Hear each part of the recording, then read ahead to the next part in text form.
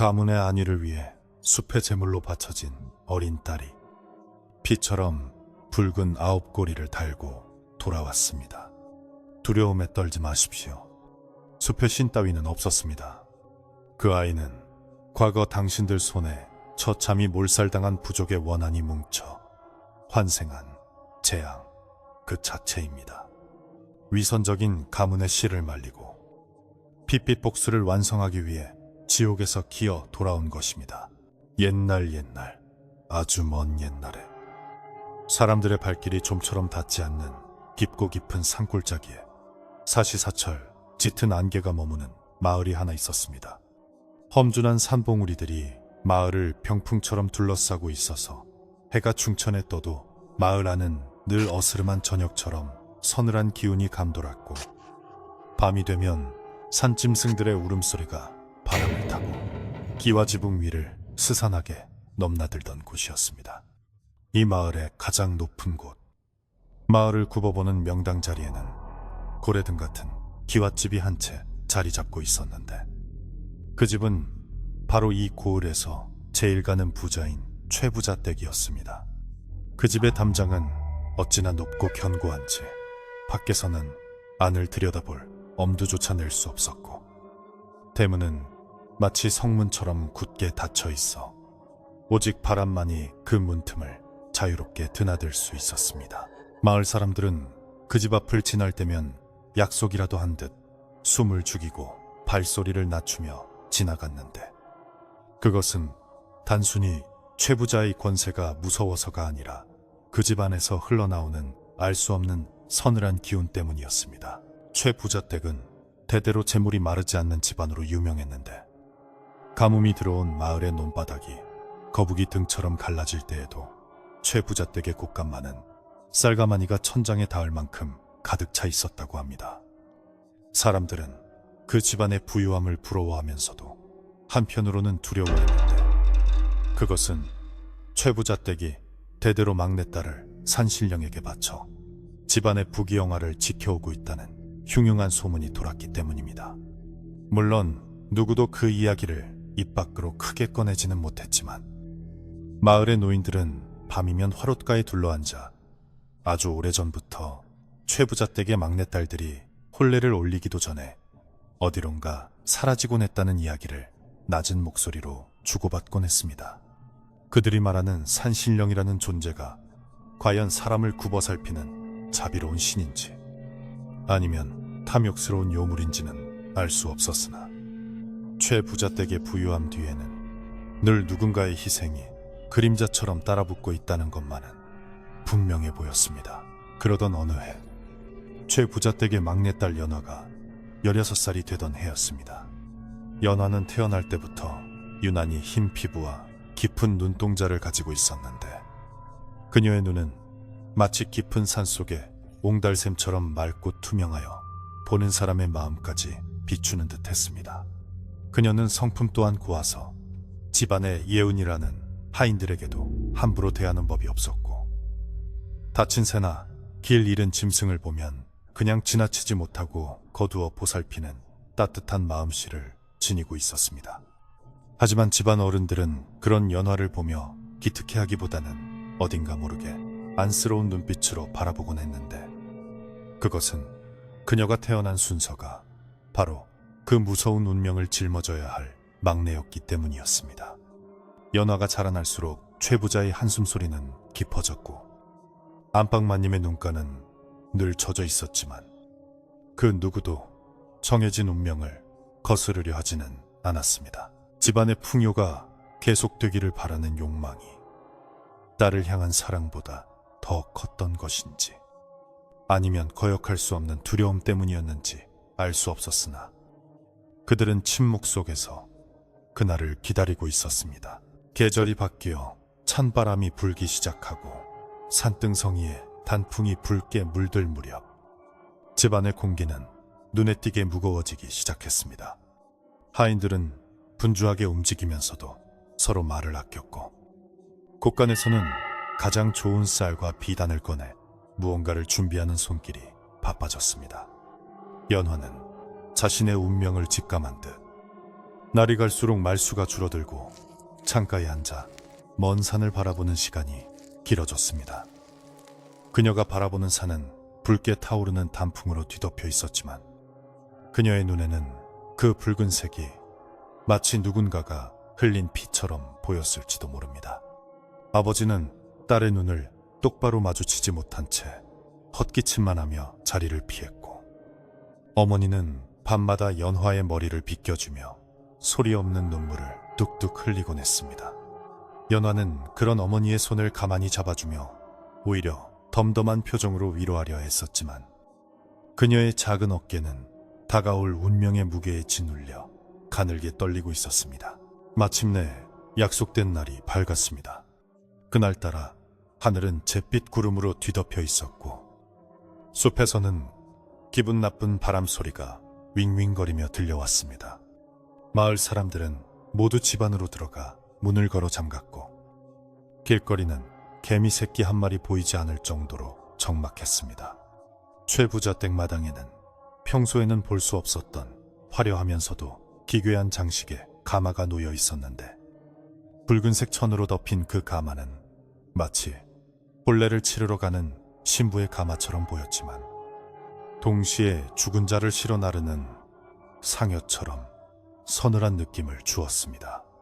하인들은 목욕제기를 마친 연화에게 가장 고운 비단옷을 입히고 머리에는 붉은 댕기를 메어 주었습니다.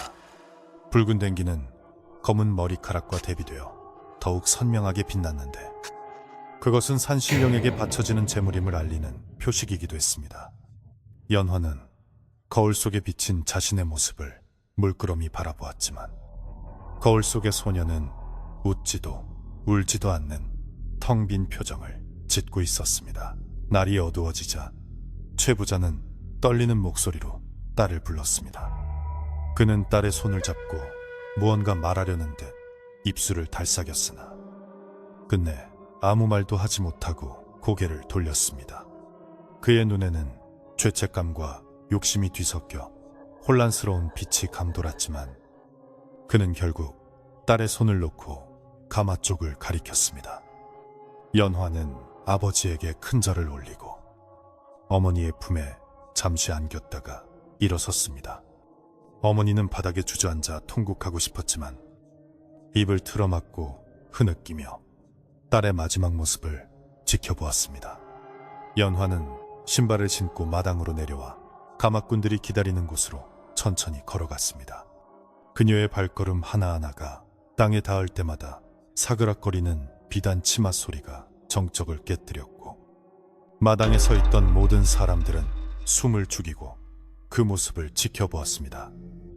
가마꾼들은 마을 사람이 아닌 산 너머에서 온 낯선 사내들이었는데 그들은 얼굴을 깊게 눌러쓴 갓 아래로 감추고 아무런 말도 없이 묵묵히 서 있었습니다. 연화가 가마 앞에 서자 닫혀있던 가마 문이 스르르 열렸습니다. 가마 안은 칠흑 같은 어둠으로 가득 차 있어 그 깊이를 알 수 없었는데 마치 거대한 짐승이 입을 벌리고 먹이를 기다리는 듯한 모습이었습니다. 연화는 잠시 주춤하며 뒤를 돌아보았습니다. 자신이 태어나고 자란 집, 따뜻한 아랫목과 정겨운 마당, 그리고 자신을 외면한 채 서 있는 가족들의 모습이 눈에 들어왔습니다. 이것이 마지막이라는 것을 알기에 그녀는 그 풍경을 눈에 새기려는 듯 한참을 바라보았습니다. 바람이 불어와 그녀의 붉은 댕기를 흩날리게 했고 그녀는 작게 한숨을 내쉬며 가마 안으로 몸을 실었습니다. 그녀가 자리에 앉자마자 가마문은 둔탁한 소리를 내며 닫혔고 바깥 세상과의 연결은 완전히 끊어지고 말았습니다. 가마꾼들은 기다렸다는 듯 가마를 들어 올렸고 그들의 발걸음은 유령처럼 소리 없이 대문을 향해 움직이기 시작했습니다. 대문이 열리자 차가운 밤 공기가 훅 끼쳐 들어왔고 가마는 어둠 속으로 미끄러지듯 나아갔습니다. 횃불을 든 하인 몇 명이 앞장섰지만 그 불빛은 짙은 안개에 가려져 희미하게 흔들릴 뿐이었습니다. 행렬은 마을 어귀를 지나 산길로 접어들었고 마을 사람들은 문틈으로 그 광경을 훔쳐보며 몸을 떨었습니다. 붉은 가마가 지나가는 길에는 불길한 기운이 감돌았고 개들은 짖는 대신 꼬리를 말고 구석으로 숨어들었습니다. 연화가 탄 가마는 점점 더 깊은 산속으로 사람들이 감히 발을 들여놓지 못하는 금단의 영역으로 향했습니다. 가마 안에서 연화는 무릎을 끌어안고 웅크린 채 흔들림을 견디고 있었습니다. 밖에서 들려오는 바람 소리는 마치 누군가가 속삭이는 소리처럼 들렸고 나무들이 서로 부대끼는 소리는 비명처럼 들려왔습니다. 그녀는 두 눈을 꼭 감고 귀를 막고 싶었지만 그럴수록 감각은 더욱 예민해져 산속의 모든 소리가 그녀의 귓가에 생생하게 박혔습니다. 산길은 험하고 가팔랐지만 가마꾼들은 지친 기색 없이 묵묵히 걸음을 옮겼습니다. 그들은 마치 산길을 훤히 꿰뚫고 있는 듯 거침없이 숲의 깊은 곳으로 파고들었습니다. 시간이 얼마나 지났는지 알 수 없을 무렵 주위의 나무들은 점점 더 거대해지고 안개는 한 치 앞을 분간할 수 없을 정도로 짙어졌습니다. 횃불의 불꽃마저 사그라들고 오직 달빛만이 희미하게 길을 비추는 곳, 산신령의 영역이라 불리는 깊은 골짜기에 다다랐을 때 행렬은 멈춰 섰습니다. 그곳에는 오래된 제단이 하나 있었는데 이끼가 낀 돌 제단 위에는 이미 누군가가 다녀간 듯 촛불이 켜져 있었습니다. 가마꾼들은 가마를 제단 앞에 내려놓고는 뒤도 돌아보지 않고 어둠 속으로 사라져버렸습니다. 홀로 남겨진 가마 안에서 연화는 거칠어진 숨을 몰아쉬며 공포와 싸워야 했습니다. 정막 속에서 들려오는 것은 자신의 심장 소리와 바람에 흔들리는 나뭇잎 소리뿐이었습니다. 최 부자댁에서는 딸을 보낸 후에도 불을 끄지 못하고 밤새 뒤척였습니다. 최 부자는 사랑방에 앉아 독한 술을 연거푸 들이켰지만 취기는 오르지 않고 정신은 더욱 맑아져 괴로움을 더했습니다. 그는 자신이 지키고자 했던 부귀 영화를 위해 딸을 희생시켰다는 사실을 애써 합리화하려 했지만 가슴 한구석이 뻥 뚫린 듯한 허전함은 채울 길이 없었습니다. 안방마님은 딸이 쓰던 방에 들어가 딸의 옷가지와 물건들을 어루만지며 소리 없이 울었습니다. 방 안에는 아직 딸의 냄새가 남아 있었지만 주인 잃은 방은 금세 냉기로 가득 찼습니다. 하인들도 일손을 놓고 멍하니 하늘만 바라보았고 집안 곳곳에는 무거운 침묵만이 감돌았습니다. 그들은 모두 알고 있었습니다. 이 희생으로 인해 집안의 창고는 다시 가득 찰 것이고 내년 농사도 풍년이 들 것이라는 것을. 하지만 그 대가로 치른 죄책감은 그들의 마음속에 영원히 지워지지 않을 얼룩으로 남게 되리라는 것도 알고 있었습니다. 산속에 홀로 남겨진 가마 주위로 밤안개가 춤을 추듯 일렁였습니다. 연화는 두려움에 떨면서도 문을 열고 밖으로 나갈 용기를 내지 못했습니다. 그때 멀리서 짐승의 울음소리 같기도 하고 여인의 웃음소리 같기도 한 기이한 소리가 들려왔습니다. 소리는 점점 더 가까워지더니 이내 가마 주위를 빙빙 돌기 시작했습니다. 연화는 숨을 멈추고 온몸의 신경을 곤두세웠습니다. 가마의 얇은 벽 하나를 사이에 두고 알 수 없는 존재와 마주하고 있다는 공포가 그녀를 압도했습니다. 밖에서는 바스락거리는 소리가 들리더니 무언가가 가마벽을 툭 치는 느낌이 났습니다. 연화는 비명을 지르지 않기 위해 입술을 깨물었고 붉은 댕기를 쥔 손에는 식은땀이 흘러내렸습니다. 그녀는 마음속으로 간절히 빌었습니다. 부디 이 밤이 빨리 지나가기를, 아니면 차라리 꿈이기를. 하지만 차가운 공기와 살을 애는 듯한 공포는 이것이 현실임을 뼈저리게 느끼게 해주었습니다. 새벽이 가까워 올 무렵 산속의 안개는 절정에 달해 모든 것을 삼킬 듯 위협적으로 변했습니다. 최 부자 댁의 높은 담장 너머로 동이 터오는 기미는 보이지 않았고 마을은 여전히 깊은 어둠 속에 잠겨 있었습니다. 산신령에게 바쳐진 재물은 다시는 돌아오지 못한다는 전설처럼 숲은 한번 삼킨 것을 결코 뱉어내지 않을 태세였습니다. 연어가 타고 간 가마가 놓인 재단 주변에는 이제 아무런 인기척도 느껴지지 않았습니다. 오직 바람만이 빈 가마의 문을 덜컹거리게 할 뿐. 그 안에 있던 소녀의 모습은 온데간데 없었습니다. 붉은 댕기 하나만이 재단 위에 떨어져 바람에 나부끼고 있었는데 그것은 마치 핏방울이 떨어진 듯 선명하고도 애처로운 붉은색이었습니다. 그렇게 연화는 안개 낀 숲속으로 혹은 전설 속의 이야기 너머로 호련히 사라져버렸습니다. 마을 사람들은 날이 밝자마자 산 쪽을 바라보며 수군거렸지만 누구도 감히 그곳에 가보려 하지 않았습니다.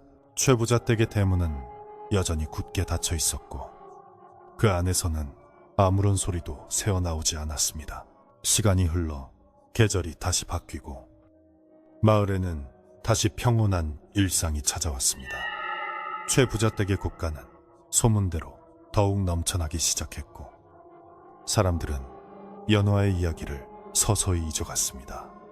하지만 비가 오거나 안개가 짙게 끼는 날이면 마을 사람들은 어김없이 산 쪽을 바라보며 몸서리를 쳤습니다. 그 숲속 어딘가에 혹은 그들이 알지 못하는 세상 어딘가에 붉은 댕기를 맨 소녀가 여전히 서 있을 것만 같은 기분이 들었기 때문입니다. 최 부자는 밤마다 악몽에 시달리며 식은땀을 흘렸지만 날이 밝으면 언제 그랬냐는 듯 위험 있는 표정으로 아랫사람들을 호령했습니다. 죄책감은 탐욕 아래 깊이 묻혔고 공포는 풍요로움으로 덮어졌습니다. 그러나 그들은 몰랐습니다. 숲이 삼킨 것은 단순히 한 명의 소녀가 아니라 그들이 감당할 수 없는 거대한 운명의 시작이었다는 것을. 잊혀진 줄 알았던 이야기는 안개 속에서 조용히 숨을 고르며 다시 돌아올 시간을 기다리고 있었습니다. 산바람이 불 때마다 나뭇잎들이 속삭이는 소리는 마치 이렇게 말하는 듯 했습니다. 아직 끝나지 않았다. 아직 끝나지 않았다. 계절은 흐르는 물과 같아서 연화가 떠나고 난 뒤 마을의 풍경은 4번이나 옷을 갈아입었습니다. 꽁꽁 얼어붙었던 계곡물이 녹아 졸졸 흐르는 봄이 지나고 매미 소리가 온 산을 뒤흔드는 무더운 여름이 왔다가 다시 들판이 황금빛으로 물드는 가을이 돌아왔습니다. 최 부자 댁의 곳간은 그 어느 해보다 풍성하게 채워져 쌀가마니를 쌓을 곳이 없어 마당에 멍석을 깔고 쌓아둘 정도였습니다. 마을 사람들은 최 부자 댁에 넘쳐나는 재물을 보며 산신령이 재물을 기쁘게 받아들인 덕분이라 수군거렸지만 정작 그 집안 사람들의 얼굴에는 웃음기가 사라진 지 오래였습니다. 특히 연화가 떠난 날이 다시 가까워올수록 집안의 공기는 마치 물먹은 솜처럼 무겁게 가라앉았고 하인들은 작은 소리에도 소스라치게 놀라며 불안한 기색을 감추지 못했습니다. 최 부자는 밤마다 이유모를 한기를 느끼며 잠을 설쳤고 안방마님은 멍하니 창밖을 바라보다가 헛것을 본 듯 비명을 지르는 일이 잦아졌습니다. 연화가 가마를 타고 숲으로 들어간 지 정확히 1년이 되는 날이었습니다. 그날따라 아침부터 하늘은 잿빛으로 흐려 있더니 해가 지기도 전에 산허리에서부터 짙은 안개가 마을로 밀려 내려오기 시작했습니다. 그 안개는 1년 전 그날 밤처럼 축축하고 비릿한 냄새를 품고 있었는데 마을 사람들은 본능적으로 불길함을 느끼고 일찌감치 대문을 걸어 잠갔습니다. 최 부자 댁에서도 일찍부터 등불을 내걸고 대문을 굳게 닫았지만 집 안으로 스며드는 찬 기운까지는 막을 수 없었습니다. 바람이 불 때마다 문창호지가 파르르 떨렸고 마당에 심어놓은 대나무들이 서로 부대끼며 기괴한 소리를 내어 사람들의 신경을 긁어댔습니다. 안방마님은 몸져 누워 끙끙 앓는 소리를 냈고, 최 부자는 사랑방에 앉아 곰방대만 태우며 초조하게 방안을 서성거렸습니다. 제사를 지내야 할 날이었지만 산신령에게 바친 딸의 제사를 지내는 것은 도리에 맞지 않는다 하여 집안은 쥐 죽은 듯 고요하기만 했습니다. 밤이 깊어 삼경에 가까워질 무렵 대문 밖에서 기이한 소리가 들려왔습니다. 쿵쿵거리는 노크 소리도 아니었고 누군가가 큰 소리로 주인을 부르는 소리도 아니었습니다. 그것은 마치 손톱으로 나무 대문을 긁는 듯한 사각거리는 아주 작은 소리였습니다. 하지만 그 미세한 소리는 적막한 밤 공기를 타고 집안 깊숙한 곳까지 파고들어 졸고 있던 문지기의 귀에 선명하게 꽂혔습니다. 문지기는 등골이 오싹해지는 것을 느끼며 몸을 일으켰지만 감히 대문 쪽으로 다가갈 엄두를 내지 못했습니다. 바람 소리겠거니 하며 애써 무시하려 했지만 소리는 멈추지 않고 계속되었습니다. 사각, 사각, 사각. 마치 누군가가 문을 열어달라고 애원하는 것 같기도 하고 문을 뜯어내려는 것 같기도 한 끈질긴 소리였습니다. 결국 문지기는 떨리는 손으로 등불을 집어들고 대문 앞으로 다가갔습니다. 누구십니까? 그의 목소리는 겁에 질려 갈라져 나왔습니다. 대답은 없었습니다. 오직 바람 소리와 긁는 소리만이 계속될 뿐이었습니다. 문지기가 용기를 내어 대문의 빗장을 조심스럽게 풀자 굳게 닫혀있던 대문이 기이하게도 스스로 삐걱거리며 열리기 시작했습니다. 그리고 그 문틈 사이로 짙은 안개와 함께 한 사람의 형상이 서서히 드러났습니다. 문지기는 등불을 들어 그 형상을 비추어 보고는 그 자리에 털썩 주저앉고 말았습니다. 등불이 바닥에 떨어져 꺼지면서 주인은 다시 어둠에 휩싸였지만 문지기는 자신이 본 것을 믿을 수 없었습니다. 그곳에는 1년 전 죽으러 갔던, 아니 산신령에게 바쳐졌던 막내 아가씨 연화가 서 있었던 것입니다. 그녀는 떠날 때 입었던 붉은 댕기와 비단 옷을 그대로 입고 있었는데 흙먼지 하나 묻지 않은 깨끗한 모습이었습니다. 마치 방금 방에서 나온 사람처럼 말끔한 모습으로 그녀는 문지기를 내려다보며 희미하게 미소 짓고 있었습니다. 문지기의 비명소리에 집안 사람들이 하나둘씩 마당으로 뛰쳐나왔습니다. 최 부자와 안방마님도 신발도 제대로 신지 못한 채 달려나왔고 횃불을 든 하인들이 대문 앞을 환하게 비추었습니다. 그 불빛 아래 연화는 꿈속의 인물처럼 몽환적인 모습으로 서 있었습니다. 아버지, 어머니, 제가 돌아왔습니다. 그녀의 목소리는 맑고 고왔지만 어딘가 모르게 서늘한 냉기를 품고 있어 듣는 이의 가슴을 썰렁하게 만들었습니다. 최 부자는 입을 딱 벌린 채 아무 말도 하지 못하고 뒷걸음질 쳤습니다. 죽은 딸이 살아 돌아온 것에 대한 반가움보다는 산신령의 재물이 살아서 돌아왔다는 사실에 대한 공포가 그를 압도했기 때문입니다. 만약 산신령이 재물을 거부한 것이라면 앞으로 닥칠 재앙은 상상조차 할 수 없는 것이었습니다. 안방마님 역시 딸의 이름을 부르려다 목이 메어 쇠소리만 낼 뿐 섣불리 다가가지 못했습니다. 연화는 가족들의 두려움, 어린 시선에도 아랑곳하지 않고 사뿐한 걸음으로 대문 안으로 들어섰습니다. 그녀가 발을 내디딜 때마다 바닥에 깔린 안개가 물결치듯 흩어졌고 주위의 온도가 급격히 떨어지는 듯 했습니다. 산신령님께서 저를 불쌍히 여겨 다시 돌려보내주셨습니다. 1년 동안 부모님이 너무나 그리웠습니다. 그녀는 고개를 숙이며 정중하게 인사했지만 고개를 숙인 그녀의 눈빛이 어두운 그림자에 가려져 보이지 않았습니다. 최 부자는 떨리는 목소리로 겨우 입을 열었습니다. 그래, 살아 돌아오다니. 이게 꿈이냐 생시냐. 그는 억지로 기쁜 척 연기를 하려 했지만 그의 눈동자는 불안하게 흔들리고 있었습니다. 마을 사람들이 깨어나 이 광경을 목격하기 전에 우선 집 안으로 들여야 한다는 생각이 머릿속을 스쳤습니다. 그는 급히 하인들에게 눈짓하여 대문을 닫게 하고 연화를 안채로 들이라 명했습니다. 안채로 들어온 연화는 자신의 방이었던 곳으로 안내되었습니다. 1년 동안 비어 있었지만 매일 청소를 해둔 덕분에 방은 깨끗했습니다. 연화는 방 안을 천천히 둘러보며 감회에 젖은 듯한 표정을 지었습니다.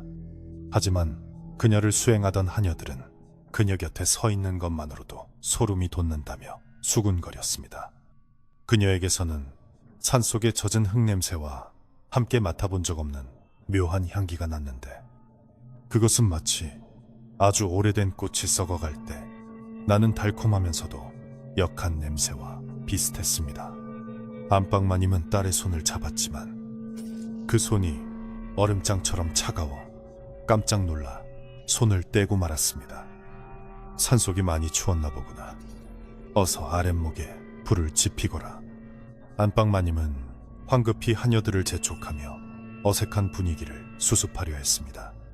연화는 그런 어머니를 보며 다시 한번 싱긋 웃었지만 그 미소는 눈가에 주름 하나 잡히지 않는 기묘한 미소였습니다. 다음 날 아침 연화가 살아 돌아왔다는 소문은 삽시간에 온 마을에 퍼졌습니다.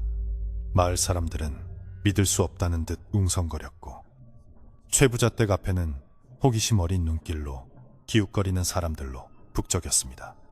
최부자는 사람들의 의심을 잠재우고 산신령의 노여움을 사지 않기 위해 딸의 귀환을 축하하는 큰 잔치를 열겠다고 선포했습니다. 겉으로는 죽었던 딸이 돌아온 기적을 축하하는 자리였지만 속으로는 마을 사람들의 입을 막고 집안의 건재함을 과시하려는 속셈이었습니다. 하인들은 다시 분주하게 음식을 장만하고 술을 빚었지만 그들의 얼굴에는 웃음 대신 근심이 가득했습니다. 연화가 돌아온 날 밤부터 집안의 개들이 짖지도 않고 구석에 처박혀 떨기만 했고 우물물이 붉게 변했다가 다시 맑아지는 궤변이 일어났기 때문입니다. 하지만 최부자의 불호령이 무서워 아무도 그 이야기를 입 밖으로 꺼내지는 못했습니다. 잔칫날이 되자 마을 사람들은 최부자 댁 마당으로 모여들었습니다. 상다리가 부러질 듯 차려진 음식과 술이 사람들의 마음을 잠시나마 풀어주었지만 연화가 모습을 드러내자 좌중은 찬물을 끼얹은 듯 조용해졌습니다. 비단 옷을 곱게 차려입은 연화는 전보다 훨씬 더 아름다운 모습이었습니다. 피부는 백옥처럼 희고 입술은 앵두처럼 붉었으며 검은 머릿결은 윤기가 흘러 눈이 부실 지경이었습니다. 하지만 사람들은 그녀의 아름다움에 감탄하면서도 본능적으로 뒷걸음질 쳤습니다. 그녀의 눈동자는 사람을 보는 것이 아니라 마치 먹잇감을 탐색하는 짐승의 그것처럼 깊고 서늘했기 때문입니다. 연화가 술잔을 들어 올리자 사람들은 억지 웃음을 지으며 잔을 비웠지만 술맛을 제대로 느끼는 사람은 아무도 없었습니다. 그녀는 아버지 옆에 다소곳이 앉아 있었지만 그녀 주변에는 파리 한 마리 날아들지 않는 기이한 정적이 감돌았습니다. 이 집안에는 연화가 태어날 때부터 젖을 물리고 키워온 늙은 유모가 있었습니다. 유모는 연화를 친자식보다 더 끔찍하게 아꼈던 사람으로 연화가 산으로 보내지던 날 며칠을 식음을 전폐하고 울다가 눈이 짓물러 시력이 흐릿해진 노인이었습니다. 잔치 분위기가 무르익고 사람들이 술에 취해 흥청거릴 때 유모는 조용히 연화의 곁으로 다가갔습니다. 흐릿한 눈으로나마 돌아온 아기씨의 얼굴을 자세히 보고 싶었기 때문입니다. 아기씨, 정말 살아 돌아오신 게죠.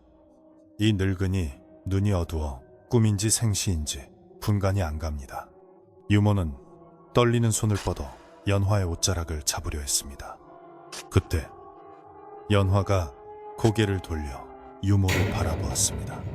그 순간 유모는 숨이 턱 막히는 것을 느꼈습니다. 가까이서 본 연화의 눈동자 안에는 사람의 감정이 담겨 있지 않았습니다. 그것은 마치 깊은 심연을 들여다보는 듯한 텅 빈 눈이었습니다. 유모는 본능적으로 시선을 아래로 떨어뜨렸습니다. 달빛이 밝아 마당에 앉은 사람들의 그림자가 선명하게 드리워진 밤이었습니다. 그런데 유모의 눈에 기이한 광경이 들어왔습니다. 연화의 그림자가 다른 사람들의 그림자와는 달랐던 것입니다. 사람의 그림자라면 응당머리와 어깨, 몸통이 선명해야 하거늘 연화의 그림자는 마치 촛불에 일렁이는 연기처럼 흐릿하고 불안정하게 흔들리고 있었습니다. 게다가 자세히 보니 치마자락 아래로 드리워진 그림자의 끝부분이 하나가 아니라 여러 갈래로 갈라져 꿈틀거리는 것처럼 보였습니다. 유모는 자신의 노안을 탓하며 눈을 비비고 다시 보았지만 그의 형상은 분명 사람의 것이 아니었습니다. 그것은 마치 꼬리가 많이 달린 짐승이 웅크리고 있는 듯한 형상이었습니다.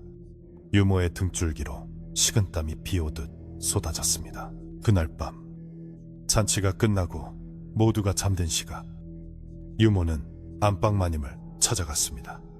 안방마님은 피곤한 기색으로 잠자리에 들 준비를 하고 있었지만 유모의 간곡한 청에 문을 열어주었습니다. 마님, 제 말씀을 허투루 듣지 마십시오. 오늘 밤 아기씨를 가까이서 뵈었는데 무언가 이상합니다. 유모는 주위를 두리번거리며 목소리를 낮추어 속삭였습니다. 아기씨의 그림자가 사람의 그림자가 아니었습니다. 그리고 그 눈빛도 예전에 우리 맑은 연화 아기씨가 아닙니다. 숲에서 돌아온 것은 우리 아기씨의 탈을 쓴 다른 무엇인 것 같습니다.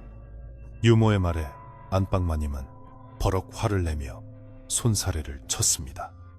네가 노망이 나도 단단히 났구나. 기껏 살아 돌아온 내 새끼를 두고 요물이라니. 다시는 그따위 소리를 입에 담았다가는 내가 만두지 않겠다.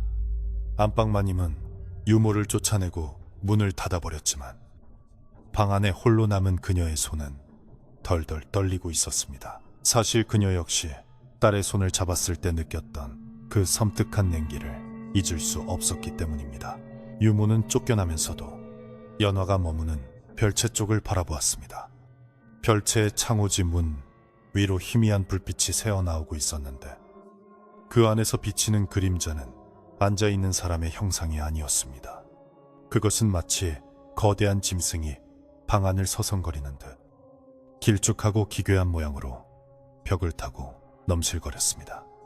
유모는 가슴을 치며 탄식했습니다. 아이고, 이 집안에 큰 사단이 나겠구나. 억울하게 간 목숨이 그냥 돌아올 리가 없지.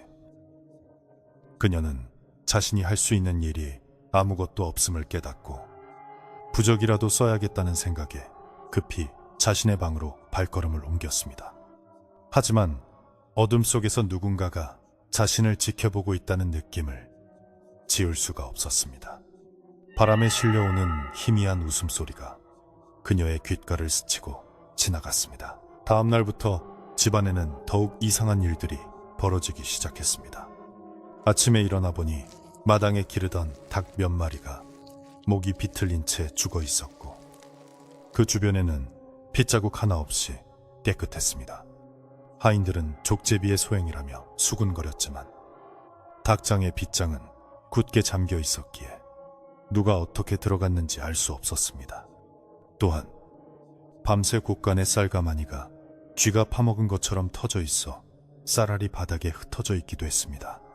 최 부자는 하인들을 닥달하며 경비를 서게 했지만 범인의 그림자조차 찾을 수 없었습니다. 가장 기이한 것은 연화의 식사였습니다.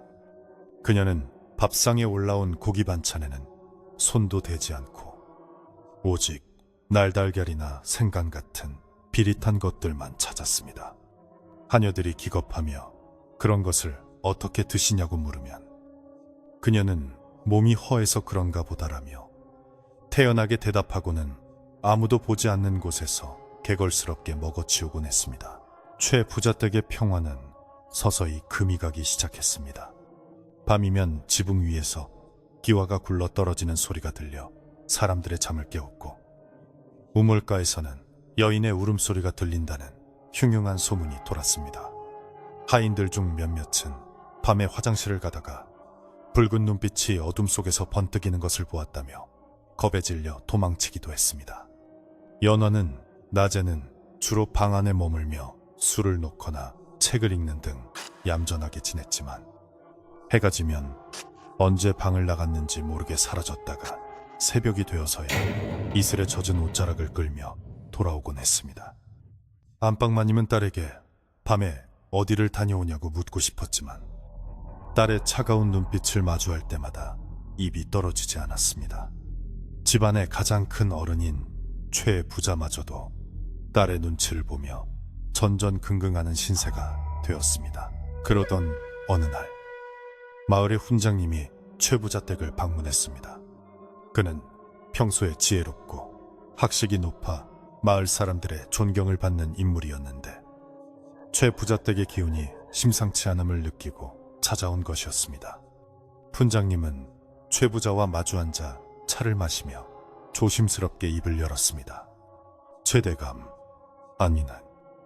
댁내에 들어서니 한기가 뼛속까지 스며드는구려. 혹시 최근에 집안에 들이지 말아야 할 것을 들인 적은 없소? 최 부자는 뜨끔하여 찻잔을 내려놓으며 시치미를 뗐습니다. 허허, 들이지 말아야 할 것이라니요. 죽었던 딸이 살아 돌아와 병사가 났을 뿐입니다. 훈장님은 고개를 가로저으며 혀를 찼습니다. 죽은 사람이 산 사람처럼 돌아오는 것은 자연의 이치를 거스르는 법. 그것이 과연 사람인지 아니면 원한을 품은 다른 무엇인지 잘 살펴보시오. 자칫하면 집안의 대들보가 무너질 수도 있습니다. 훈장님의 경고는 최 부자의 가슴에 비수처럼 꽂혔지만 그는 애써 불쾌한 기색을 드러내며 훈장님을 돌려보냈습니다. 훈장님이 돌아가는 길, 대문 밖까지 배웅을 나온 유모가 훈장님의 옷소매를 잡았습니다. 훈장님, 제 말이 맞지요? 저 안에 있는 건 우리 아기씨가 아니지요? 유모는 눈물을 글썽이며 물었습니다. 훈장님은 유모의 손을 가만히 잡아주며 한숨을 내쉬었습니다. 자네가 고생이 많네. 하지만 섣불리 건드려서는 안 되네. 이미 뿌리가 깊게 박혔어. 때를 기다려야 하네. 다만 붉은 것을 조심하게, 그리고 달이 차오르는 밤을 경계하게. 알 수 없는 말을 남기고 훈장님은 떠나갔고, 유모는 그 뒷모습을 보며 망연자실 서 있었습니다. 하늘을 올려다보니 달은 점점 차올라 보름을 향해 가고 있었습니다. 유모는 직감했습니다. 다가오는 보름날, 이 집안에 감당할 수 없는 큰 일이 벌어질 것임을. 그 시각, 연화는 자신의 방에서 거울을 들여다보고 있었습니다. 거울 속에 비친 그녀의 얼굴은 더할 나위 없이 아름다웠지만 거울에 비친 그녀의 눈동자는 서서히 붉은색으로 물들어가고 있었습니다. 그녀는 자신의 뺨을 쓰다듬으며 나지막이 중얼거렸습니다. 이제 얼마 남지 않았어. 내 털가죽을 벗겨 만든 이불이 따뜻하던가, 내 살점을 도려내 채운 곶간이 배부르던가. 그녀의 목소리는 더 이상 연화의 것이 아니었습니다. 그것은 수백 년 묵은 원한이 끓어오르는 짐승의 으르렁거림과도 같았습니다. 그녀는 창문을 열고 밤하늘의 달을 바라보았습니다. 달빛을 받은 그녀의 손톱이 날카롭게 길어지며 창틀을 긁어댔습니다. 기와집의 견고한 기둥들이 미세하게 흔들리는 소리가 들려왔습니다.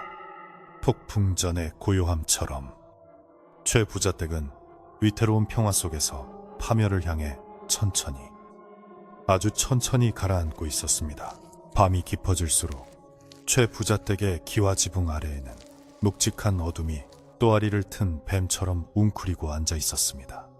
마을의 다른 집들은 굴뚝에서 피어오르는 저녁 연기와 함께 도란도란 이야기꽃을 피우며 하루를 마무리했지만 유독 이 집만큼은 찬바람이 쌩쌩 부는 한겨울 벌판처럼 삭막하기 그지없었습니다. 곳간에는 맵살이 넘쳐나 쥐들이 파먹을 정도였고 비단 옷감은 장롱이 미어터지도록 쌓여 있었지만 정작 그 재물을 누려야 할 사람들은 시름시름 알아눕기 시작했습니다. 처음에는 가벼운 몸살인 줄 알았습니다. 최 부자는 아침에 일어나면 온몸이 두들겨 맞은 듯 뻐근하다고 호소했고 안방마님은 입맛이 없다며 숟가락을 들 힘조차 없어 했습니다. 의원을 불러 진맥을 짚어보았지만 의원은 고개를 갸웃거리며 맥이 잡히지 않습니다. 마치 죽은 사람처럼 기운이 텅 비어 있습니다. 라는 알 수 없는 말만 남기고 도망치듯 집을 빠져나갔습니다. 집안에 퍼지는 병은 단순히 몸이 아픈 것이 아니었습니다. 사람들의 마음속에 깊은 그늘이 드리워지기 시작한 것이 더 큰 문제였습니다. 하인들은 대낮에도 헛것을 보았다며 비명을 지르기 일쑤였고 멀쩡하던 그릇들이 저절로 깨지거나 가축들이 이유 없이 거품을 물고 쓰러지는 일이 빈번해졌습니다. 특히 최 부자의 증세가 가장 심각했습니다. 그는 밤마다 누군가가 자신의 가슴을 짓누르는 가위에 눌려 식은땀을 흘리며 깨어났는데 꿈속에서 수만 마리의 붉은 여우들이 자신을 애워싸고 날카로운 이빨을 드러내며 웃고 있었다고 했습니다. 그는 공포를 이기기 위해 독한 술을 마셨지만 취하면 취할수록 그 환영은 더욱 선명해져 그를 괴롭혔습니다. 그의 기름지던 얼굴은 어느새 고쑥하게 말라갔고 눈 밑에는 검은 그림자가 깊게 드리워져 마치 산송장이나 다름없는 몰골로 변해갔습니다. 이 모든 혼란 속에서도 오직 한 사람, 연화만이 생기가 넘쳤습니다. 아니, 생기라고 하기에는 지나치게 서늘하고 기이한 활력이었습니다. 그녀는 낮에는 햇빛을 피해 방 안에 틀어박혀 잠을 잤지만 해가 지고 달이 뜨면 어김없이 밖으로 나왔습니다. 그녀의 피부는 날이 갈수록 투명해져 핏줄이 비칠 정도였고 입술은 갓 잡은 짐승의 피를 머금은 듯 붉게 빛났습니다. 그녀는 밤마다 아무도 없는 마당을 천천히 거닐었는데 그녀가 지나가는 자리에는 계절에 맞지 않는 붉은 꽃들이 피어났다가 아침이면 흔적도 없이 사라지곤 했습니다. 그 꽃은 상사와 혹은 피아노라 불리는 잎과 꽃이 서로 만나지 못해 저승길에 핀다는 불길한 꽃이었습니다.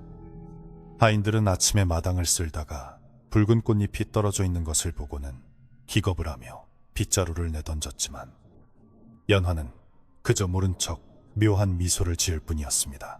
어느 날 밤 유모는 잠이 오지 않아 뒤척이다가 방문을 살짝 열고 밖을 내다보았습니다. 달빛이 유난히 밝은 밤이었습니다. 마당 한가운데 연화가 서 있었는데 그녀는 최 부자가 아끼는 오래된 정자나무를 쓰다듬고 있었습니다.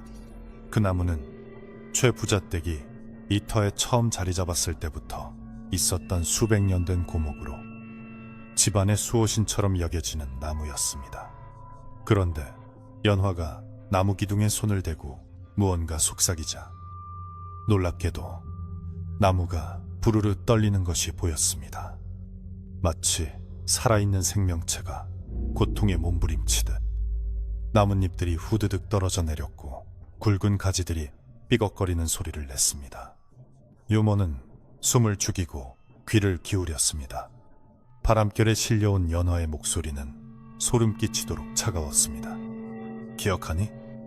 네 뿌리 밑에 묻힌 내 형제들의 뼈를, 그들의 피를 빨아먹고 자란 네가 이제 와서 이 집안을 지키려 드는구나. 유모는 그 말을 듣는 순간 머릿속이 하얗게 변하는 것을 느꼈습니다.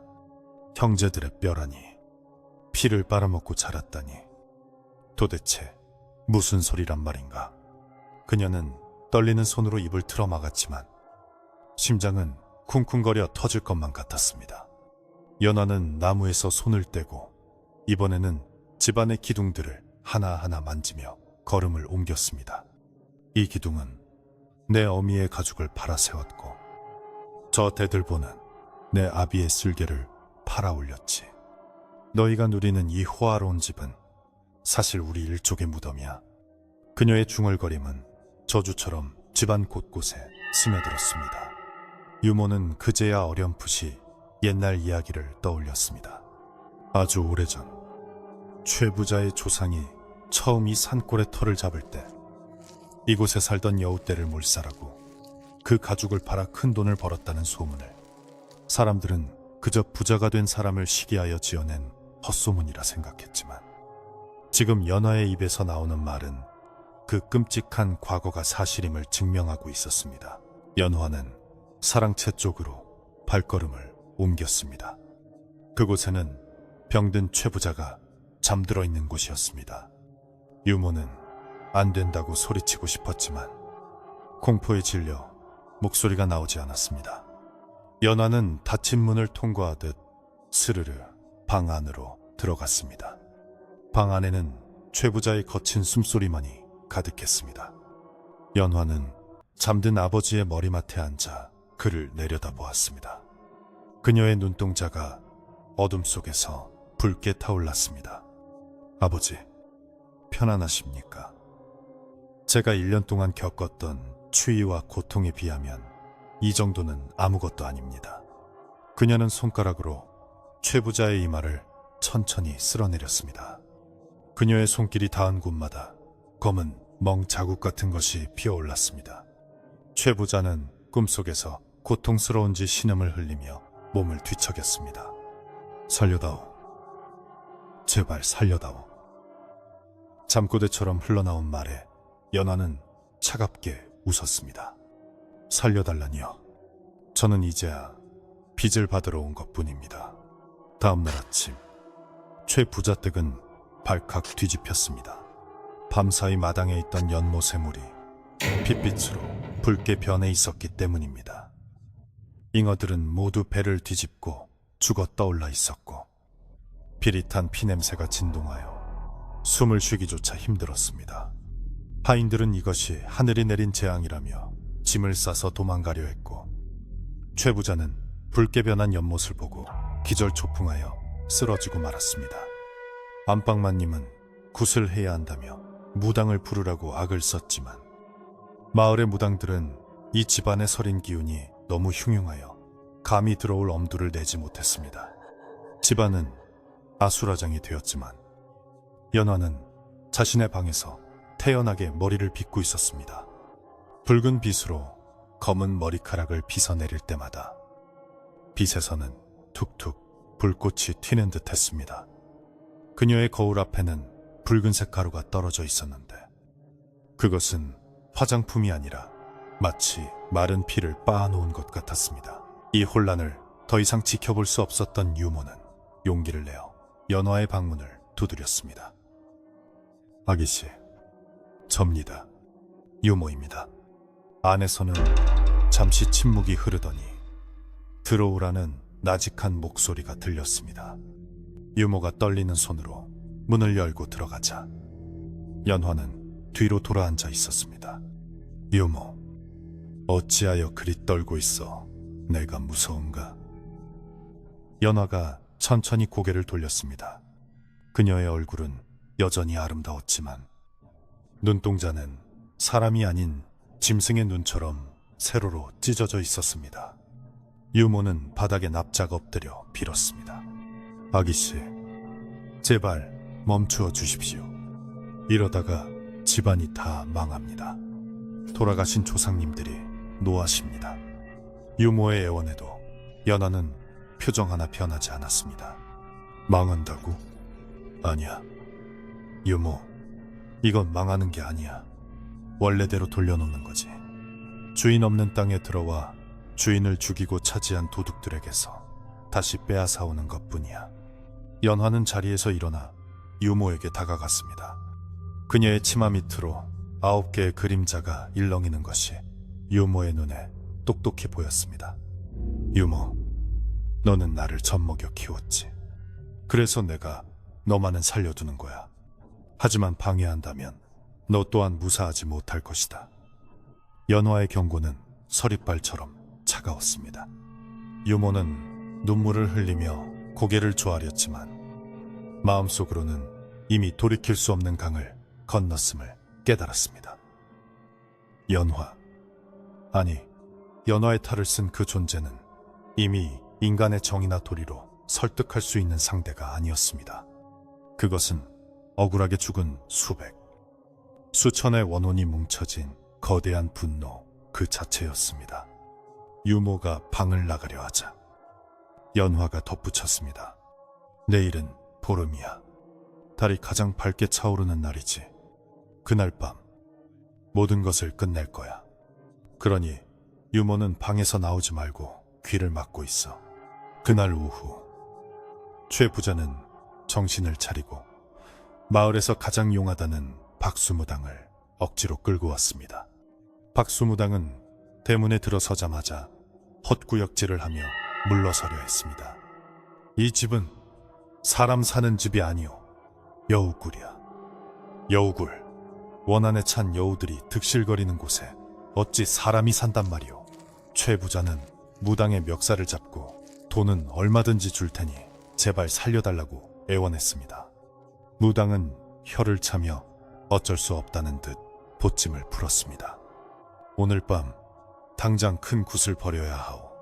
놈이 본색을 드러내기 전에 눌러야 한단 말이오. 하지만 장담은 못하오. 상대가 보통 놈이 아니야. 무당은 마당 한가운데에 작두를 세우고 돼지머리를 올리며 제단을 쌓기 시작했습니다. 집안 사람들은 굿이 성공하기만을 간절히 바라며 숨을 죽이고 지켜보았습니다. 해가 지고 어둠이 깔리자 징과 꽹과리 소리가 요란하게 울려 퍼졌습니다. 무당은 칼춤을 추며 주문을 외웠고 하얀 소복을 입은 조무들이 쌀을 뿌리며 잡기를 쫓는 신음을 했습니다. 굿판이 절정에 달할 무렵 안채문이 벌컥 열리며 연화가 걸어 나왔습니다. 그녀는 굿판을 보고 놀라거나 두려워하는 기색이 전혀 없었습니다. 오히려 흥미롭다는 듯 입꼬리를 올리며 무당을 빤히 쳐다보았습니다. 무당은 연화를 보자마자 춤을 멈추고 바들바들 떨기 시작했습니다. 내 인연 정체를 밝혀라. 어디서 감히 사람의 탈을 쓰고. 무당이 호통을 쳤지만 연화는 코웃음을 쳤습니다. 내 집에서 굿판을 벌이는 건 너희들인데 누가 누구더러 나가라 하는 것이냐. 그녀의 목소리는 쩌렁쩌렁하게 울려 퍼져 꽹과리 소리마저 묻어버렸습니다. 연화가 한 걸음 내딛자 굿판에 차려진 촛불들이 일제히 꺼져버렸습니다. 오직 달빛만이 그녀를 비추고 있었는데 그녀의 뒤로 거대한 그림자가 솟아올랐습니다. 그림자는 9개의 꼬리를 활짝 펼치며 마당을 가득 채웠고 그 꼬리 끝마다 푸른 도깨비불이 타올랐습니다. 사람들은 비명을 지르며 엎어졌고 최 부자는 공포에 질려 입만 뻐끔거렸습니다. 9꼬리. 구미호. 누군가가 절망적으로 중얼거렸습니다. 전설 속에서나 듣던 구미호가 눈앞에 나타난 것입니다. 연화는 이제 더 이상 숨기지 않았습니다. 그녀의 눈은 핏빛으로 붉게 빛났고 손톱은 날카로운 갈고리처럼 변해 있었습니다. 그녀는 무당이 세워놓은 작두 위로 가볍게 뛰어올랐습니다. 날카로운 칼날 위에서도 그녀의 발은 베이지 않았고 오히려 춤을 추듯 사뿐사뿐 걸었습니다. 잘 보아라. 너희가 그토록 원하던 부귀영화를 위해 짓밟았던 것들이 무엇인지. 연화가 손을 휘젓자 마당에 흙이 뒤집히며 땅속에 묻혀있던 것들이 튀어나왔습니다. 그것은 금도 은도 아니었습니다. 수없이 많은 짐승의 뼈, 여우들의 하얀 해골들이었습니다. 최부자 댁의 화려한 기와집 아래에는 학살당한 여우들의 무덤이 있었던 것입니다. 그 뼈들은 원통함에 사무쳐 검게 변해 있었고, 땅 위로 나오자마자 푸른 인광을 내뿜으며 울부짖는 듯한 소리를 냈습니다. 최 부자는 자신의 발밑에 굴러다니는 해골들을 보고 소스라치게 놀라 뒷걸음질치다 굴마루에 걸려 넘어졌습니다. 안방마님은 기절하여 쓰러졌고, 하인들은 살려달라고 빌며 머리를 땅에 두었습니다. 연화는 작도 위에서 내려와 최 부자 앞으로 다가갔습니다. 그녀의 주변으로 붉은 여우의 환영들이 수없이 나타나 빙글빙글 돌기 시작했습니다. 아버지, 아니 최대감, 당신의 조부께서는 우리 일족의 가죽을 벗겨 팔아 이 집을 지으셨소. 당신의 부친께서는 우리 일족의 털을 파헤쳐 곳간을 넓히셨지. 그리고 당신은 당신의 딸을 제물로 바쳐 그 부를 지키려 했소. 연화의 목소리는 슬픔과 분노가 뒤섞여 떨리고 있었습니다. 이제 그 죗값을 치를 시간이요. 내가 가져갈 것은 당신의 목숨이 아니요, 당신이 그토록 아끼던, 목숨보다 소중히 여기던 그 재물과 명예라는 껍데기요. 그녀의 선언과 함께 하늘에서 천둥이 치고 비가 쏟아지기 시작했습니다. 그것은 맑은 물이 아닌 붉은 핏물 같은 비였습니다. 기와 지붕을 때리는 빗소리는 마치 수천 마리 여우들이 발을 구르는 소리처럼 들렸습니다. 집안은 아비규환이 되었습니다. 곳간의 문이 터져나가며 쌀가마니들이 빗물에 휩쓸려 내려갔고, 장롱 속에 있던 비단들은 젖어 찢겨나갔습니다.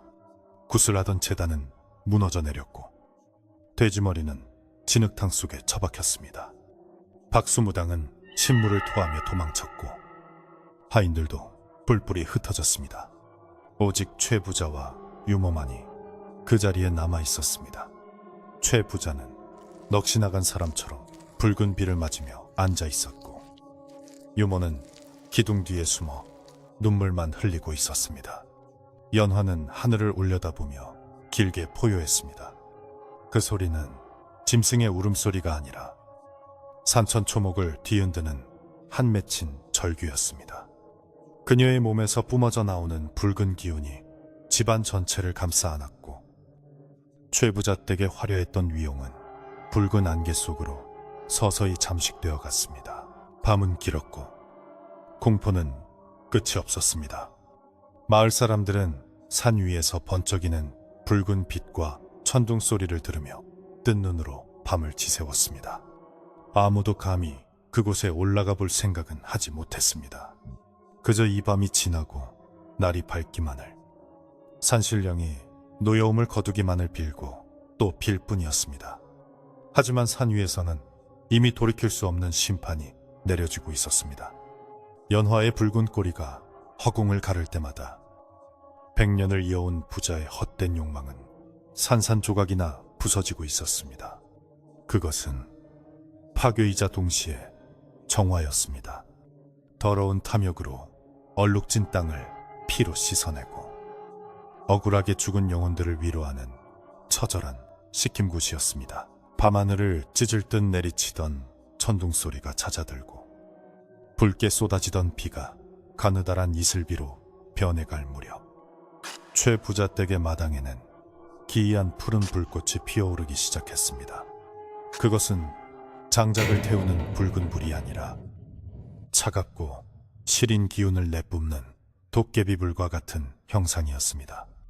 연화가 손을 휘저을 때마다 그 푸른 불꽃은 춤을 추듯 곳간으로, 안채로, 사랑채로 옮겨 붙었습니다. 하지만 신기하게도 나무 기둥이나 종이 문창 호지는 타지 않고 그 안에 가득 차 있던 재물들만이 푸른 불길에 휩싸여 검은 연기로 변해 허공으로 흩어졌습니다. 수십 년을 모아온 쌀가마니가 불길에 닿자 순식간에 시커먼 재가 되어 무너져 내렸고, 비단 옷감들은 마치 오래된 거미줄처럼 바스라져 먼지가 되어 날아갔습니다. 그것은 실지 않은 물건을 태우는 것이 아니라 그 물건에 서려 있던 탐욕과 원한을 태우는 정화의 불꽃이었습니다. 최 부자는 자신의 평생을 바쳐 모은 재산이 눈앞에서 사라지는 광경을 보며 미친 사람처럼 울부짖었습니다. 안 돼! 내 쌀! 내 비단! 저게 다 얼마짜리인데! 그는 뜨거운 줄도 모르고 불길 속으로 뛰어들어 타들어가는 쌀가마니를 끌어안으려 했습니다. 하지만 그의 손에 잡히는 것은 뜨거운 열기가 아니라 차가운 냉기와 함께 손가락 사이로 빠져나가는 검은 모래뿐이었습니다. 그토록 자랑하던 천석군의 부는 사실 모래성처럼 허무한 것이었음이 드러나는 순간이었습니다. 연화는 그런 아버지를 싸늘한 눈으로 내려다보며 말했습니다. 보십시오. 아버지가 목숨보다 귀하게 여기던 것들의 실체를. 그것들은 원래부터 아버지의 것이 아니었습니다. 남의 가죽을 벗겨 얻은 것은 결국 껍데기만 남는 법입니다.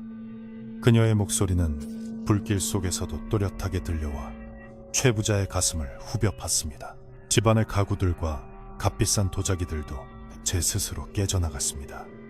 안방마님이 아끼던 자개장롱은 쩍 소리를 내며 갈라졌고 그 안에 숨겨두었던 금은보화들은 녹슨 쇠붙이처럼 변해버렸습니다. 안방마님은 기절했다가 깨어나 이 참상을 목격하고는 비명조차 지르지 못하고 멍하니 주저앉아 있었습니다.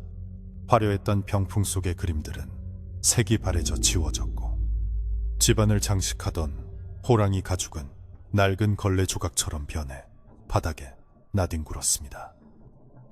최부자 댁을 지탱하던 허울 좋은 권위와 명예가 낱낱이 벗겨지는 순간이었습니다. 하인들은 두려움에 떨면서도 한편으로는 평소 자신들을 괴롭히던 주인의 몰락을 보며 묘한 해방감을 느꼈습니다. 그들은 불을 끄려 하지 않고 그저 멀찍이서 그 광경을 지켜볼 뿐이었습니다. 이 불은 사람이 끌 수 있는 종류의 불이 아니라는 것을 본능적으로 알았기 때문입니다. 연화는 마당 한가운데 서서 9개의 꼬리를 펄럭이며 집안의 모든 기운을 빨아들이고 있었습니다. 그녀의 꼬리가 움직일 때마다 집안 구석구석에 숨어있던 음습한 기운들이 검은 연기가 되어 빨려 들어갔습니다. 그것은 최 부자댁이 대대로 쌓아온 죄업이자 억울하게 죽은 이들의 한숨이었습니다. 이제 이 땅을 본래의 주인인 산과 숲에게 돌려주노라. 연화가 나지막이 읊조리자 마당의 흙바닥이 갈라지며 그 틈새로 맑은 물이 솟아오르기 시작했습니다. 붉게 변했던 연못의 물이 넘쳐 흘러 핏물을 씻어내고 그 자리에 깨끗한 샘물이 차오르기 시작한 것입니다. 썩은 내가 진동하던 집안에는 어느새 숲속의 맑은 향기가 감돌기 시작했고 푸른 불꽃은 마지막 남은 욕심의 찌꺼기까지 남김없이 태워버리고 사그라들었습니다. 불길이 잦아들자 최부자 댁은 마치 폭격을 맞은 폐허처럼 변해 있었습니다. 기와 지붕은 내려앉아 하늘이 훤히 보였고 벽들은 무너져 내렸으며 곳간은 텅 비어 바람만이 윙윙거렸습니다. 하지만 이상하게도 그 폐허는 흉물스럽기보다는 어딘가 정갈하고 고요한 느낌을 주었습니다. 마치 무거운 짐을 벗어버린 듯 집터 자체가 편안한 숨을 내쉬는 것 같았습니다. 최 부자는 재투성이가 된 채 마당에 주저앉아 넋을 잃고 중얼거렸습니다. 다 끝났어. 다 끝났어. 그의 눈동자에는 더 이상 탐욕의 빛이 남아있지 않았습니다. 그저 모든 것을 잃은 노인의 허망함만이 가득했습니다. 그가 평생을 바쳐 쌓아올린 탑이 무너진 자리에는 그가 잊고 살았던 인간으로서의 초라한 모습만이 덩그러니 남게 되었습니다. 그때 대문 밖에서 웅성거리는 소리가 들려왔습니다. 밤새 산 위에서 번쩍이는 불빛과 천둥 소리에 잠을 이루지 못한 마을 사람들이 날이 밝아오자 조심스럽게 올라온 것이었습니다. 그들은 무너진 최부자 댁의 참상을 보고 입을 다물지 못했습니다. 세상에, 천하의 최부자 댁이 하루아침에 쑥대밭이 되었네. 이게 다 무슨 병고란 말인가. 마을 사람들은 수군거리면서도 한편으로는 두려운 눈빛으로 마당 한가운데 서 있는 연화를 바라보았습니다. 연화는 이제 더 이상 흉측한 요괴의 모습이 아니었습니다. 붉은 눈빛은 사라지고 꼬리도 감추어진 채 처음 마을로 돌아왔을 때의 그 단아하고 처연한 소녀의 모습으로 돌아와 있었습니다. 하지만 그녀에게서 풍기는 범접할 수 없는 위험에 눌려 누구도 섣불리 말을 걸거나 다가가지 못했습니다. 연화는 마을 사람들을 천천히 둘러보았습니다. 그 중에는 최부자의 위세에 눌려 억울한 일을 당했던 소장농도 있었고, 쌀을 빌리러 왔다가 모욕을 당하고 쫓겨난 아낙네도 있었습니다. 연화는 그들에게 고개를 숙여 보였습니다. 여러분, 놀라게 해드려 죄송합니다. 하지만 이제 두려워하실 필요 없습니다. 마을을 짓누르던 무거운 안개는 거쳤고 산짐승들의 울음소리도 멈출 것입니다. 이 집의 재물은 모두 흙으로 돌아갔으니 이제 누구도 이 집을 부러워하거나 두려워하지 않게 될 것입니다. 그녀의 목소리는 맑고 투명하여 사람들의 마음에 맺혀있던 응어리까지 씻어내리는 듯 했습니다. 마을 사람들은 홀린 듯 고개를 끄덕였고 어느새 그들의 마음속에 자리 잡고 있던 최부자 댁에 대한 공포심은 눈 녹듯 사라졌습니다. 연화는 마지막으로 유모에게 다가갔습니다. 유모는 기둥 뒤에 숨어 떨고 있다가 연화가 다가오자 눈물을 터뜨리며 앞으로 나왔습니다. 아기씨, 이제 가시는 겁니까? 다시는 못 오시는 겁니까? 유모는 연화의 손을 잡으려 했지만 차마 잡지 못하고 옷자락만 살짝 쥐었습니다. 연화는 유모의 주름진 손을 따뜻하게 감싸 쥐었습니다. 놀랍게도 그녀의 손은 더 이상 얼음장처럼 차갑지 않았습니다. 유모, 나를 키워준 은혜는 잊지 않았어. 하지만 나는 이제 사람이 아니야. 이곳에 머물면 또다시 불행을 불러올 뿐이야. 나는 내가 있어야 할 곳, 저 깊은 숲으로 돌아가야 해. 연화의 눈가에도 맑은 이슬 같은 눈물이 고였습니다. 그것은 구미호의 눈물이 아닌 인간 연화로서 흘리는 마지막 눈물이었습니다. 부디 건강하게 오래 사세요. 그리고 가끔 숲에서 바람이 불어오면 제가 유모를 생각하고 있다고 여겨주세요. 연화는 유모를 한번 꼭 안아준 뒤도 돌아보지 않고 돌아섰습니다. 그녀가 발걸음을 옮길 때마다 폐허가 된 마당의 돌틈에서 파릇파릇한 새싹들이 돋아났습니다. 그것은 죽음과 파괴의 자리에 생명이 다시 시작됨을 알리는 신호였습니다. 연화는 무너진 대문을 지나 산 쪽으로 향했습니다. 안개가 서서히 걷히며 아침 햇살이 비치기 시작했고 그녀의 뒷모습은 빗속으로 녹아들듯 희미해져 갔습니다. 마을 사람들은 그녀가 사라지는 길을 터주며 경외심 어린 눈길로 배웅했습니다. 누군가는 그녀가 여우로 변해 뛰어가는 것을 보았다고 했고 누군가는 하얀 나비가 되어 날아갔다고도 했습니다. 하지만 분명한 것은 그녀가 떠난 자리에 더 이상 원한이나 저주는 남아있지 않다는 사실이었습니다. 연화가 완전히 사라지자 마을에는 기이할 정도의 정적이 찾아왔습니다. 하지만 그것은 예전의 무겁고 숨막히는 정적이 아니라 폭풍우가 지나간 뒤에 평온하고 맑은 정적이었습니다. 최부자는 여전히 넋을 놓은 채 앉아 있었고 안방마님은 소리 죽여 흐느끼고 있었습니다. 그때 유모가 주섬주섬 몸을 일으켰습니다. 그녀는 부서진 부엌으로 들어가 성한 솥단지 하나를 찾아내고 마당에 굴러다니는 장작을 모아 불을 피우기 시작했습니다. 산 사람은 살아야지요. 밥이나 먹읍시다. 유모의 목소리는 갈라졌지만 단호했습니다. 그녀는 우물에서 맑은 물을 길어 올리고 타다 남은 쌀독에서 쌀을 한 줌 긁어 모아 솥에 넣었습니다.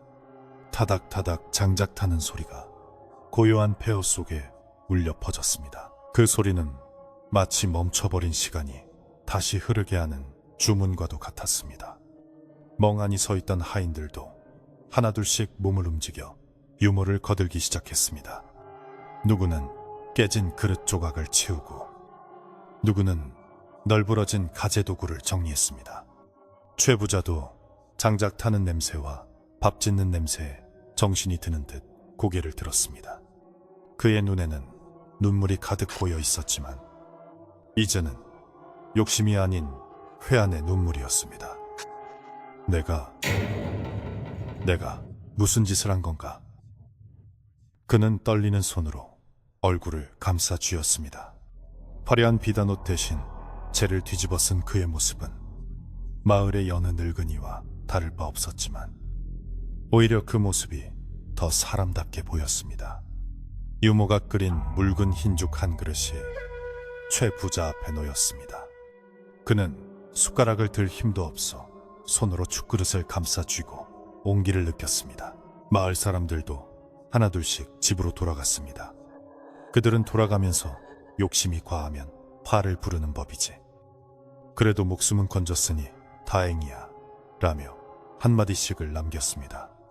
최 부자댁의 몰락은 마을 사람들에게 큰 교훈이 되었지만 동시에 그들을 짓누르던 보이지 않는 억압이 사라졌음을 의미하기도 했습니다.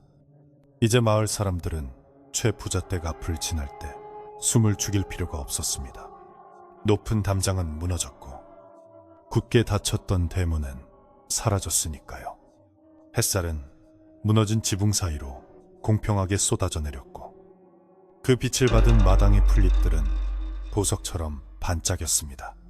새들이 날아와 폐허가 된 기와 위에 앉아 지저귀기 시작했고 그 소리는 예전보다 훨씬 경쾌하게 들렸습니다. 오후가 되자 최 부자댁 마당은 어느 정도 정리가 되었습니다. 비록 집은 폐가가 되었지만 사람들의 표정에는 안도감이 감돌았습니다. 잃을 것이 너무 많아 늘 불안했던 과거와 달리 이제는 더 이상 잃을 것이 없다는 사실이 역설적으로 그들에게 평안을 가져다 주었습니다. 안방마님도 눈물을 그치고 유모가 건넨 죽을 조금씩 넘겼습니다. 따뜻한 죽이 식도를 타고 넘어가자 얼어붙었던 몸과 마음이 조금씩 녹아내리는 것 같았습니다. 그녀는 멍하니 하늘을 올려다보았습니다. 구름 한 점 없는 파란 하늘이 그렇게 맑고 높아 보일 수가 없었습니다. 여보, 하늘이 참 맑네요. 안방마님의 힘없는 말에 최 부자도 고개를 들어 하늘을 보았습니다. 그는 평생 땅만 보고 곳간만 보고 사느라 하늘을 제대로 본 적이 없다는 사실을 깨달았습니다. 유모는 마당 한 구석에 핀 작은 들꽃을 바라보며 연하를 생각했습니다. 아기 씨는 이제 자유로운 몸이 되어 숲속을 달리고 있을까? 아니면 따뜻한 햇살이 되어 우리를 내려다보고 있을까? 유모는 마음속으로 빌었습니다. 부디 그곳에서는 누구의 딸도 누구의 재물도 아닌 그저 자유로운 영혼으로 행복하기를.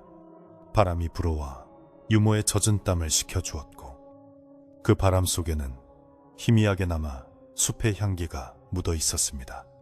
집안을 가득 채우던 비릿한 피 냄새와 썩은 내는 완전히 사라지고 대신 흙 냄새와 풀 냄새 그리고 사람 사는 냄새가 채워지기 시작했습니다.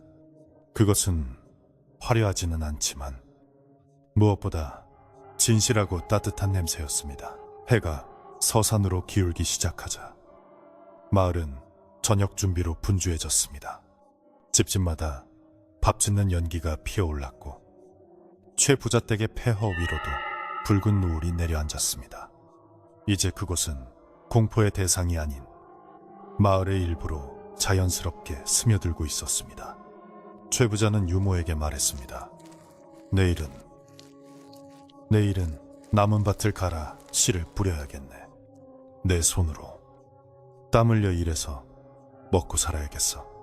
그것은 그가 태어나서 처음으로 내뱉은 욕심이 섞이지 않은 진심 어린 다짐이었습니다.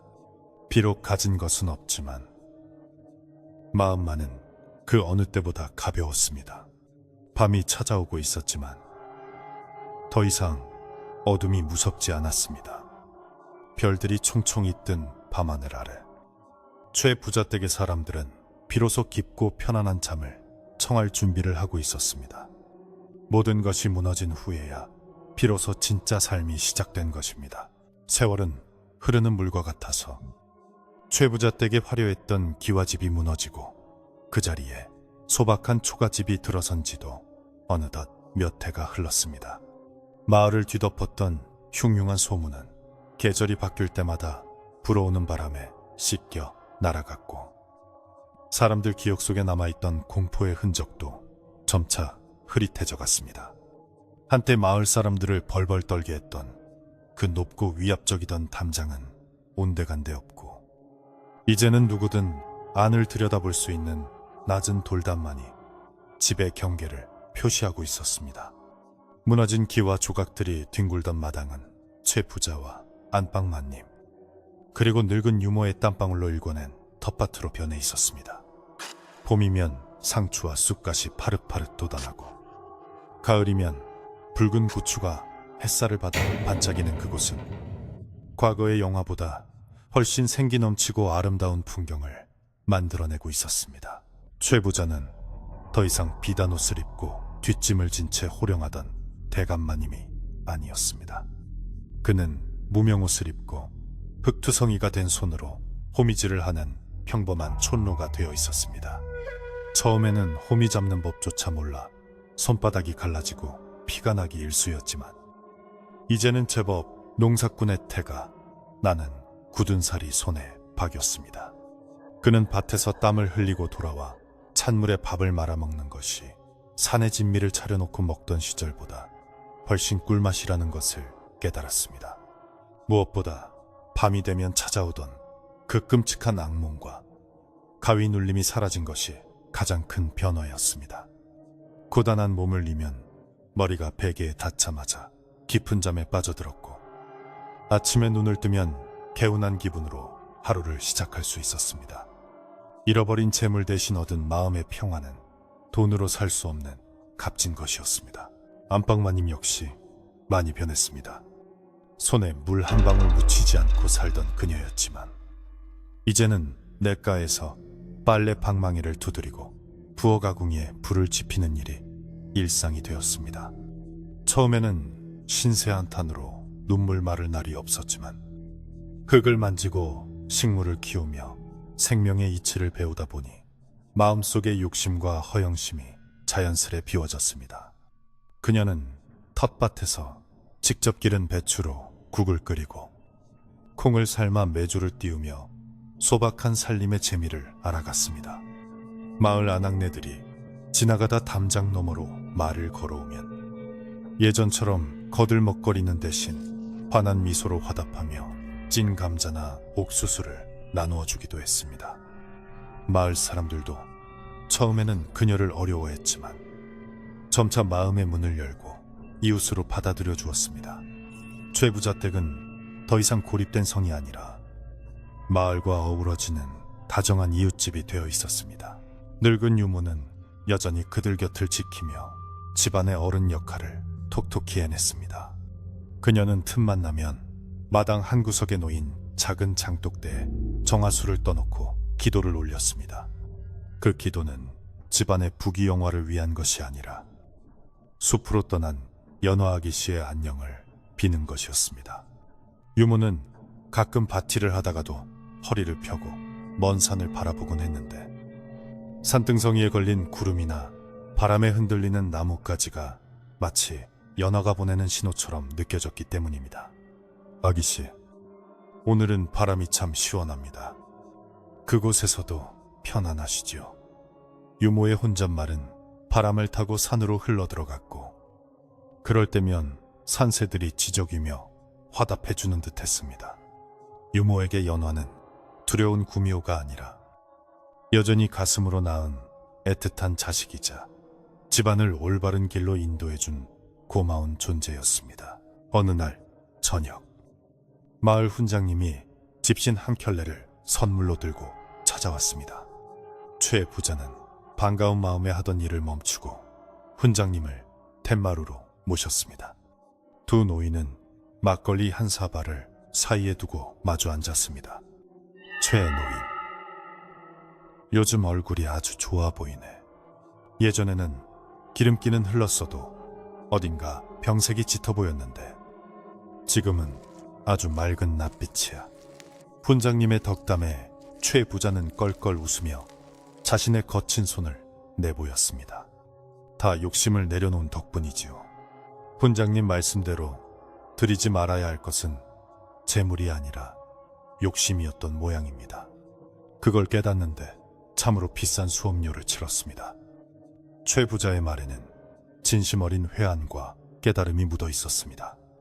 훈장님은 고개를 끄덕이며 술잔을 기울였습니다.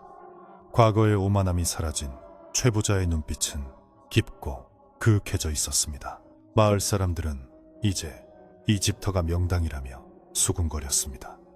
예전에는 재물이 모이는 명당인 줄 알았더니 알고 보니 사람의 마음을 고쳐먹게 하는 참된 명당이라는 것이었습니다. 실제로 이 집 앞을 지나가는 사람들은 마음이 차분해지고 머리가 맑아지는 것을 느꼈습니다. 마을의 아이들은 돌담 주위에서 숨바꼭질하며 뛰어놀았고 가끔은 마당에 들어와 물을 얻어 마시기도 했습니다. 최 부자는 아이들의 머리를 쓰다듬어주며 예전에는 자신의 딸 연화에게조차 해주지 못했던 따뜻한 눈길을 보내주었습니다. 아이들의 웃음소리가 울려 퍼지는 마당은 과거에 음산했던 기운을 완전히 몰아내고 생명력 넘치는 밝은 기운으로 가득 찼습니다. 그것은 연화가 마지막으로 남기고 간 선물, 즉 사람 사는 냄새가 나는 공간으로의 재탄생이었습니다. 계절은 다시 돌아 가을이 깊어갔습니다. 유난히 달이 밝은 보름밤, 최 부자와 안방마님 그리고 유모는 마루에 둘러앉아 저녁상을 받았습니다. 상 위에는 텃밭에서 딴 호박잎, 쌈과 강된장 그리고 보리밥이 전부였지만 그 어떤 진수성찬보다 풍성해 보였습니다. 숟가락 부딪히는 소리와 오순도순 나누는 대화 소리가 정겹게 어우러졌습니다. 식사를 마칠 무렵 유모가 조용히 일어나 부엌에서 밥 한 그릇과 나물 반찬을 작은 소반에 담아들고 나왔습니다. 그리고는 마당 한가운데에 있는 평평한 바위 위에 그 소반을 조심스럽게 올려놓았습니다. 그것은 숲에 있는 연화 혹은 이 터를 지켜주는 여우 신령님을 위한 작은 정성이었습니다. 누구도 그 행동을 이상하게 여기거나 말리지 않았습니다. 오히려 최 부자와 안방마님은 잠시 숟가락을 놓고 그 모습을 경건하게 지켜보았습니다. 연화야, 밥 먹어라. 올해 수확한 밥살로 지은 밥이란다. 유모가 나지막이 부르는 소리에 마당의 억새풀들이 살랑거렸습니다. 그때 어디선가 맑은 바람이 불어와 촛불을 흔들고 소반 위의 밥김이 회오리치듯 피어올랐습니다. 마치 누군가가 와서 그 밥의 온기를 즐기는 것만 같았습니다. 최 부자는 눈시울이 붉어진 채 밤하늘을 올려다보았습니다. 둥근 달 속에 딸의 웃는 얼굴이 겹쳐 보이는 듯 했습니다. 미안하다. 그리고 고맙다. 그는 마음속으로 수없이 되뇌었던 말을 다시 한번 삼켰습니다. 그가 진심으로 뉘우치고 평범한 행복을 찾은 지금 딸도 그곳에서 편안히 쉴 수 있을 것이라 믿고 싶었습니다. 바람은 그들의 뺨을 부드럽게 어루만지고 지나갔는데 그 감촉이 따뜻하고 다정하여 마치 딸의 손길처럼 느껴졌습니다. 밤이 깊어지자 사위는 고요해지고 풀벌레 소리만이 자장가처럼 들려왔습니다. 최 부자와 안방마님은 방으로 들어가 잠자리에 들었고 유모는 마루에 좀 더 앉아 달을 구경했습니다. 그녀의 옆에는 어느새 길고양이 한 마리가 다가와 웅크리고 앉아 있었습니다. 유모는 고양이의 등을 쓰다듬으며 옛 이야기를 들려주듯 중얼거렸습니다. 옛날에 아주 예쁜 아기씨가 살았단다. 붉은 댕기가 참 잘 어울리는 아기씨였지. 고양이는 알아듣기라도 한 듯 갸르릉거리는 소리를 냈습니다. 유모의 이야기는 슬픈 전설이 아니라 그리움과 사랑이 담긴 아름다운 동화가 되어 밤공기 속으로 퍼져나갔습니다. 집안을 감싸고 있는 공기는 더없이 평화로웠고 모든 것이 제자리를 찾은 듯 안정적이었습니다. 그 시각 마을 뒷산의 높은 바위 위에는 하얀 여우 한 마리가 앉아 마을을 내려다보고 있었습니다. 그 여우의 털은 달빛을 받아 은색으로 빛났고 눈동자는 깊은 호수처럼 맑았습니다. 여우는 최부자의 초갓집에서 피어오르는 굴뚝 연기와 마당에 놓인 작은 소반을 바라보며 가만히 꼬리를 흔들었습니다. 그 꼬리는 9개가 아니라 하나였지만 그 안에는 9개의 꼬리가 가졌던 힘보다 더 강력한 사랑과 용서가 담겨 있었습니다. 여우는 긴 하품을 한번 하더니 만족스러운 듯 몸을 돌려 깊은 숲속으로 사라졌습니다. 그녀가 사라진 자리에는 붉은 상사와 한 송이가 피어나 바람에 흔들리고 있었습니다. 마을은 이제 안전했습니다. 욕심을 버린 사람들이 서로를 아끼며 살아가는 한 구미호의 저주는 다시는 찾아오지 않을 것입니다. 최부자의 코는 고르고 편안한 숨소리를 내며 깊은 잠에 빠져 있었습니다. 꿈속에서 그는 넓은 들판을 거닐고 있었는데 저만치서 붉은 댕기를 맨 소녀가 손을 흔들며 웃고 있었습니다. 그는 꿈속에서도 미소를 지으며 소녀를 향해 걸어갔습니다. 이제 그들의 꿈은 악몽이 아닌 재회와 화해의 장이 되었습니다. 방 안의 윗목에는 자릿기로 떠놓은 물그릇이 은은한 달빛을 받아 반짝이고 있었고 문풍지는 바람에 가볍게 떨리며 자장가 같은 소리를 냈습니다. 밖에서는 소쩍새가 소쩍소쩍 울며 밤의 깊이를 알렸습니다. 모든 것이 평온하고 모든 것이 충만한 밤이었습니다.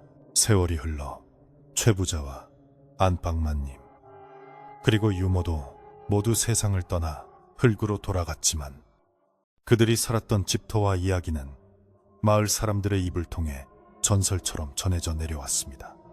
사람들은 그곳을 여우, 고개 또는 부자터라고 불렀지만 그 뜻은 예전과는 달랐습니다. 비움으로써 채워지는 진짜 부자가 되는 곳이라는 뜻이었습니다. 지금도 비가 오거나 안개가 끼는 날이면 마을 사람들은 가끔 그 터에서 붉은 댕기를 맨 소녀의 환영을 본다고 합니다. 하지만 아무도 무서워하지 않습니다. 그녀가 마을을 지켜주는 수호신이라는 것을 알기 때문입니다. 이야기는 돌고 돌아 욕심 없는 마음이 가장 큰 재산이라는 교훈을 남기고 밤하늘의 별처럼 반짝이며 끝을 맺습니다. 이제 밤이 깊었습니다. 창밖에는 바람이 불고 세상은 고요히 잠들 준비를 하고 있습니다. 최부자 댁의 평온한 마지막 밤처럼 당신의 밤도 걱정 없이 편안하고 따뜻하기를 바랍니다. 머리맡에 놓인 근심은 내려놓고 깊고 단 잠에 드시게. 내일 아침에는 맑은 햇살이 당신의 창가를 비출 것입니다. 안녕히 주무세요.